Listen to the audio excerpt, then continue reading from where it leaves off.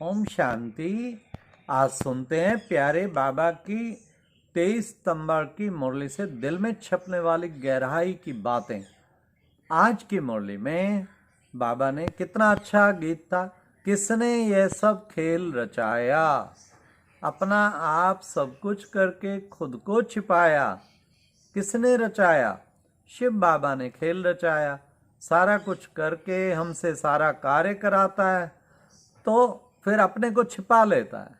बाबा कहते कभी भी बच्चे अभिमान नहीं आना चाहिए, मैंने ये किया, मैंने ये किया। अरे भाई, ये तो बाबा करण करावनहार है, वो अपने को छिपाए बैठा है, सब कुछ कर तो वो रहा है। फिर बाबा ने आज कहा कि बच्चे, देही अभिमानी बच्चों को ही धारणा होगी। अगर देही अभिमानी नहीं बनेंगे तो धारणा हो ना सके, इसलिए देही अभिमानी बनना बहुत जरूरी है। घड़ी घड़ी देह अभिमान आ जाता है, इस देह अभिमान को ही तोड़ना है। फिर बाबा ने आज कहा, बच्चे देखो, मैंने तुम्हें कितना ऊंच बनाया, मैं तुम्हें विश्व का मालिक बनाता हूँ। मैं तुम्हें दो परम धाम का भी मालिक बनाता हूँ, तो विश्व का भी मालिक बनाता हूँ। और तुम बच्चे फिर क्या करते? तुम जो है मुझे सर्वव्यापी कह के नीचे ले आए हो। अच्छा बच्चे, ये भी ड्रामा में नूंद है, बाबा ये कह देते। अच्छा बच्चे, ये भी ड्रामा में नूंद है। तो बच्चों को कितना ना पुरुषार्थ करना चाहिए। श्रेष्ठ आत्मा बनकर श्रेष्ठ पुरुषार्थ करेंगे तो उससे श्रेष्ठ गुणों की अंदर उपलब्धि होगी।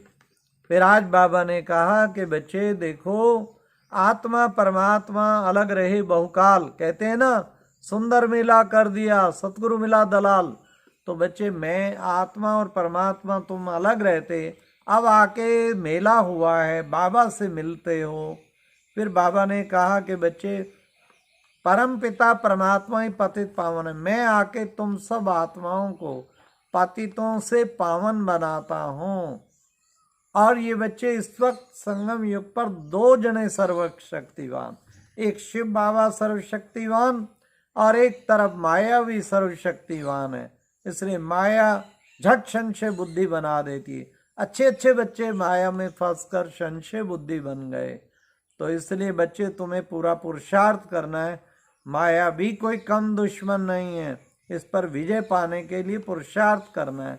फिर बाबा ने कहा, मम्मा बाबा, हाँ, मम्मा बाबा भी इतना कहते, हम इतना योग लगाते, मेहनत करते, हाँ, फिर भी पाप नहीं कटते। इसलिए सबको, तुम बच्चों को भी ध्यान रखना है, जितना बाप को याद करेंगे विक्रम विनाश होंगे, और विक्रम विनाश होंगे तो औरों के भी विक्रम विनाश कर पाएंगे। तो बाप की याद से ही विक्रम विनाश होते हैं। बेहद का बाप पढ़ाते हैं हमें सन्मुख, तो बच्चे नशा रहना चाहिए ना, कितना नशा चढ़ जाना चाहिए। कौन मुझे पढ़ाता है? सारे विश्व का मालिक मुझे पढ़ा रहा है। फिर बाबा ने आज हम बच्चों को कहा कि पावन दुनिया में देखो बच्चे, एक ही धर्म था और भारत सुखी था।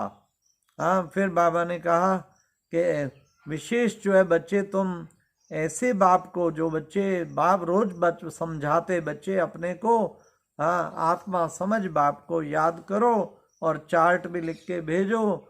चार्ट लिखते हैं कई बच्चे, लेकिन सच्चा चार्ट नहीं लिखते। हाँ, चार्ट भी झूठा लिख भेजते हैं बाबा को। इसलिए बाबा ने कहा, निरंतर तो याद रह ना सके, और मैं आके तुम बच्चों को निरंतर याद करने का तरीका समझाता हूँ। दिन प्रतिदिन रोज नई नई पॉइंट्स मिलती रहती है, इसलिए बच्चों को कभी भी मुरली मिस नहीं करनी चाहिए, किसी भी हालत में मुरली मिस ना हो। तो उससे फिर बाबा कहते कि बच्चे, तुम्हें मुरली से प्यार होगा तो सब ऑटोमेटिकली तुम्हारे अंदर शक्ति भरती जाएगी। बाबा ने कहा, ये देखो, पढ़ाई तो ब्रह्मचर्य की धारणा से होगी, इसलिए ब्रह्मचर्य तोड़ा तो धारणा हो ना सके। हाँ, और दूसरे को भी कह नहीं सकेंगे क्या कि काम महाशत्रु है, क्योंकि बुद्धि का ताला बंद हो जाता है। इसलिए दूसरे को यह भी नहीं कह सकते जब तक कि खुद धारणा ना हो। खुद धारणा होगी तो दूसरे को कह सकेंगे। जैसे आत्मा बिंदी है, वैसे बाबा बिंदी है, ड्रामा भी बिंदी है, ये ड्रामा का पार्ट है, कल्याणकारी है। हर आत्मा में 84 जन्मों का, छोटी सी आत्मा में बाबा ने कहा 84 जन्मों का पार्ट नूंदा हुआ है। आज बाबा ने कहा देखो बच्चे गाते हैं ना, ब्रह्मा देवताय नमः, विष्णु देवताय नमः, शंकर देवताय नमः, फिर कहते हैं शिव परमात्माय नमः नमः। तो इससे सिद्ध है ब्रह्मा देवता है, विष्णु देवता है, शंकर देवता है और शिव, इन तीनों का रचयिता परमात्मा, उसको बारंबार नमस्कार। तो बाबा ने कहा इसलिए जो कहते हैं उसके अनुसार ही तुम बच्चों को धारण करना है। ये बाबा ने कितना सुंदर कहा कि बच्चे, तुम बच्चे जो है देही अभिमानी बनकर पुरुषार्थ करो, बाप का बनकर बाप को भूल जाते तो बच्चे उस स्वर्ग को, बाप स्वर्ग में तुम्हें ले जाते, फिर उसको भूल कैसे जाते हो। बाबा कहते कभी भी नहीं भूलना, बाप का बनकर बाप को नहीं भूलना, इसलिए उसके लिए पुरुषार्थ करना है। तो एक एक कदम पे बाबा की श्रीमत लेते रहना है, तभी श्रेष्ठ पुरुषार्थ कर पाएंगे, नहीं तो पुरुषार्थ में कमी रह जाएगी। आज बाबा ने कहा कि बच्चे तुम्हारा ये जन्म हीरे तुल्य है, बाबा आके तुम्हें हीरे तुल्य बनाते हैं, तुम्हें इस हीरे तुल्य जन्म में कमाई करनी है। कहते हैं ना, हाँ हीरा जन्म मोल का कोड़ी बदले जाए रे, रात गवाई सोए के दिवस गवाए खाए रे, हीरा जन्म मोल का कोड़ी बदले जाए रे।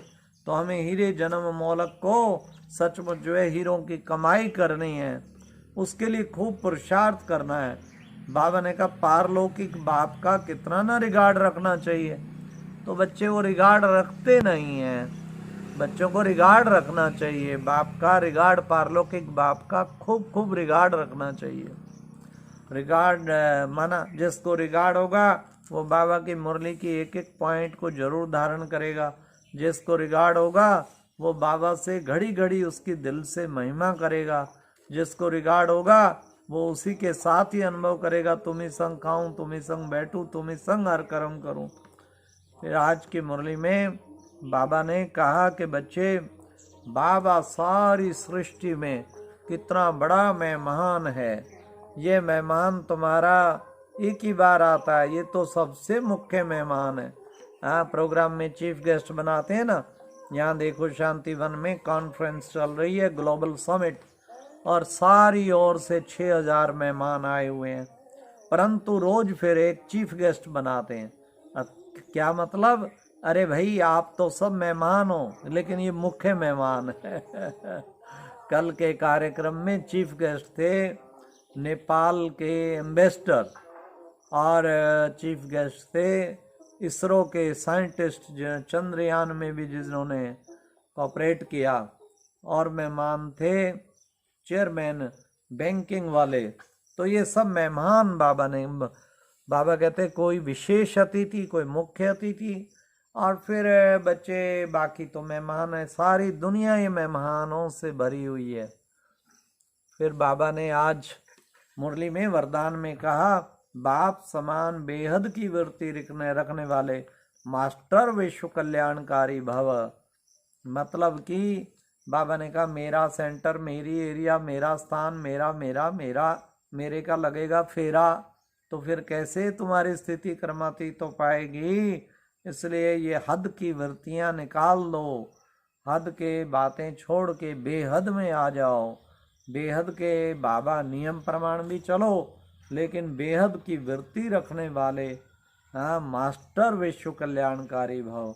बाबा ने कहा केवल सब कल्याणकारी नहीं बनना, हाँ, विश्व कल्याणकारी बनना है तो बेहद के प्लेटफॉर्म पे आना ही पड़ेगा। फिर स्लोगन आया, निंदा स्तुति मान अपमान हानि लाभ में समान रहने वाले ही योगी तू आत्मा है। निंदा स्तुति, निंदा में भी समान, स्तुति में भी समान। हाँ, फिर मान अपमान, मतलब कई बार प्रशंसा होती तब हम इतना फूले नहीं समाते, निंदा होती तो मुरझा जाते हैं, दोनों में समान। मान मिलता तो बस पूछो नहीं, जैसे खीर की प्लेट आ गई हो, और अपमान मिलता तो मुरझा जाते हैं। तो मान और अपमान में समान, हानि लाभ में समान, बिजनेस में बहुत लॉस हो गया, कितना चेहरा मुरझा जाता है। और अगर बिजनेस में भी लाभ अगर हो जाए, घाटा हो जाए मुरझा जाते हैं, लाभ हो जाए कितना खुश होते हैं। तो बाबा ने कहा इन सब में समान रहने वाले ही योगी तू आत्मा। अच्छा, ओम शांति। ये थी आज की मुरली से दिल में छपने वाली गहराई की बातें। ओम शांति।